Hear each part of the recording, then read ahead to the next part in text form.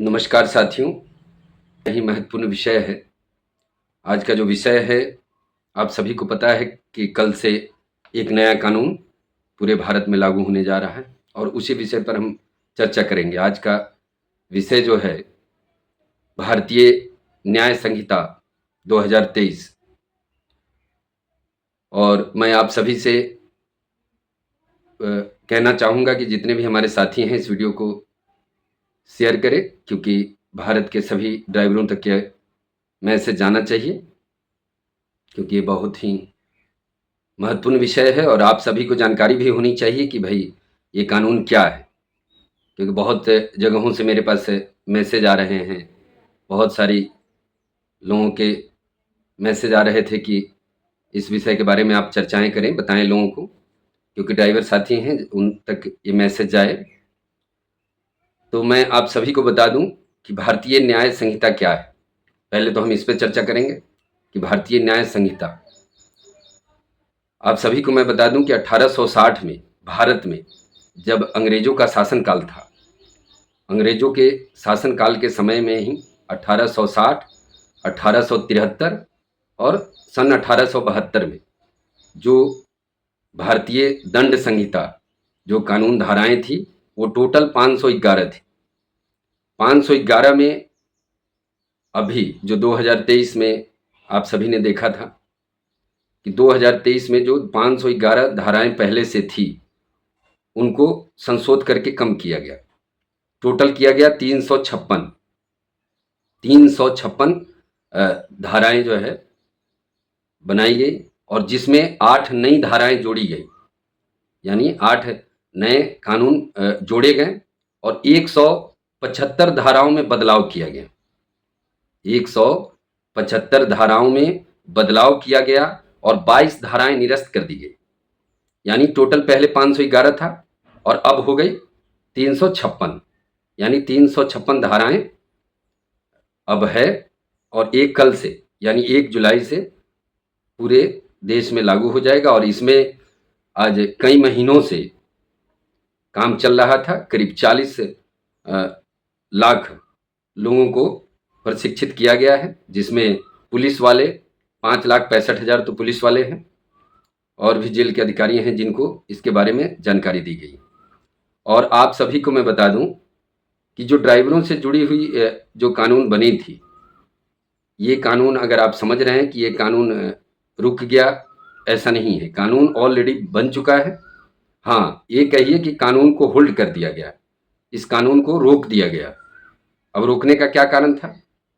आप सभी जानते हैं कि 20 दिसंबर 2023 को लोकसभा में ये कानून पारित किया गया, 21 दिसंबर को राज्यसभा में और 25 दिसंबर को राष्ट्रपति के पास चला गया और ये कानून पारित हो गया। और 24 फरवरी को जब ड्राइवरों ने 1 जनवरी को पूरे भारत में जिस तरीके से इस कानून का विरोध किया, तब सरकार को कहीं ना कहीं लगा कि इस कानून को हमें होल्ड कर देना चाहिए। क्योंकि कानून बनने के बाद आप सभी इस बात को समझ लें कि कानून बनने के बाद कोई भी कानून में संशोध किया जा सकता है, वो कानून खत्म नहीं होता है। तो 24 फरवरी को जब गृह मंत्रालय से जो आदेश आया, गृह मंत्रालय से आदेश पारित हुआ कि 1 जुलाई से कानून लागू होगा और इसमें जो धारा ये लगाई गई है, इस धारा को अभी तत्काल प्रभाव से रोक दिया गया है। और इसमें जो कानून बना है, जैसे आप लोग सोशल मीडिया पे मैं देखता हूँ बहुत सारे लोग सोशल मीडिया पे कुछ गलत गलत बातें करते हैं, तो मैं आपको बता दूं कि इसके लिए भी कानून अभी नया बना है कि अगर सोशल मीडिया पे आप अगर गलत तरीके से किसी बातों को दिखाते हैं या बताते हैं तो उसके लिए भी 7 साल की सजा का प्रावधान किया गया। और पहले के मुकाबले जितने भी कानून की व्यवस्थाएं थी उस सब में संशोध किया गया है। और इसमें मेरे पास है पूरे पेज, यहाँ पर मैं आप सभी को बता दूं कि कहीं भी जैसे 100 हिट एंड रन केस का जो है, आप कहीं भी साइट पे देखेंगे वो अभी दिखा रहा है और हर जगह है, क्योंकि इस कानून को सिर्फ होल्ड किया गया, रोका गया। तो मैं आप सभी से कहना चाह रहा हूं कि जितने भी लोग जुड़े हुए हैं इसको शेयर करें और बाकी सभी लोगों तक पहुंचाने में मदद करें। और इसमें कहीं भी जैसे आप किसी भी तरीके में पहले क्या होता था कि कहीं भी आप मॉब लिंचिंग का जो ये अभी कानून बना है, अगर कहीं भी 5 लोग मिलके अगर किसी की हत्या करते हैं, तो उसमें आजीवन कारावास की सज़ा का प्रावधान रखा गया है। किसी भी केसेस में ऐसा अगर होता है, और इसमें बहुत सारी हैं, टोटल आपको मैंने बताया कि 356 धाराएँ हैं, और 356 धाराओं में कुछ धाराएँ चेंज कर दी गई है। जैसे पहले 420 का होता था, उसे जो है अलग नाम दिया है 318। इस तरीके से टोटल जो है ना, अब आप सभी को मैं बता दूं कि ये कानून कहीं न कहीं इसमें बहुत सारे ऐसे संशोधन किए गए हैं। जैसे पहले एफआईआर के लिए किया जाता था, आज आप घर बैठे ही एफआईआर कर सकते हैं, किसी भी चीज़ों में आप ले सकते हैं। और इसमें धाराएं जो है, पहले क्या होता था कि चोरी वगैरह अगर कहीं कोई कर लेता है, मोबाइल छीन लेना, स्केचिंग कर लेना, चैन वगैरह, तो इसके लिए कुछ ऐसा प्रावधान नहीं था। लेकिन अभी इसमें प्रावधान किया गया है, और इसमें 3 साल की सजा और जुर्माना इसमें आया है। और बहुत सारे चीज़ों में बदलाव हुआ है। अगर मैं आप सभी को मैं सिर्फ थोड़े मुख्य मुख्य चीज़ें हैं जो मैं बताना चाहूँगा। इसमें कौन कौन सी चीज़ें हैं, तो पहले क्या था कि भारतीय दंड संहिता था, और अब इसका नाम भारतीय न्याय संहिता रखा गया, क्योंकि अंग्रेज़ों के ज़माने में ये अंग्रेज़ों के द्वारा बनाया हुआ था 1860 से, और इसको संशोधित करके इसका नाम भारतीय न्याय संहिता रखा गया। और इसमें बहुत सारे ड्राइवर थे जो इस बात को लेकर हो रहे थे, और कई ग्रुपों में भी कई जगहों से मैसेज आ रहे थे हर जगह से कि क्या हो रहा है। तो देखिए, ऐसी अफवाहों में आप ना रहें कि कहीं कोई आप लोगों को बता रहा हो कि ये कानून लागू हो रहा है। ऐसा कुछ भी नहीं है, क्योंकि सरकार ने 24 फरवरी को ही इस पे रोक लगा दिया था, और कहा गया था कि जब भी इस पे अगर ये कानून लागू होता है तो इस पे चर्चाएं होगी, और उसके बाद इस कानून को संशोधित करके लागू किया जाएगा। तो आज इसी विषय पे मैंने सोचा कि आप सभी को मैं बता दूं। इसमें फिर मैं आप सभी को बताना चाह रहा हूं कि टोटल पहले 511 धाराएं थी, और अब बन गई है 356, जिसमें से 8 धाराओं को निरस्त किया गया है, 175 धाराओं में संशोधन हुआ है, और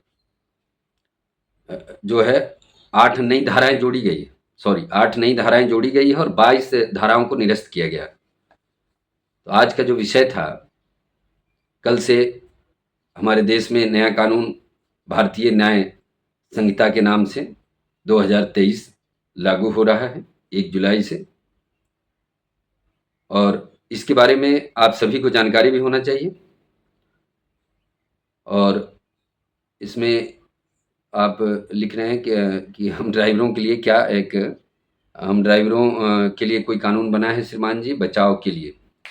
देखिए, बचाव के लिए तो इसमें अगर कोई भी, जैसे आपने कहा, अगर कोई भी ड्राइवर कहीं दुर्घटना होता है और ऐसी स्थिति में अगर उस ड्राइवर के ऊपर कोई भी हमला करता है, या कोई भी व्यक्ति अगर उसके साथ मारपीट करता है, अगर उसकी मौत हो जाती है, तो उसे उम्र कैद की सज़ा होगी, और उसे जुर्माने की रकम उसे मॉब लिंचिंग में लिया जाएगा कि हाँ, आपने मिल के किसी भी आदमी को मार दिया, चाहे वो ड्राइवर हो या ऐसी किसी भी परिस्थिति में।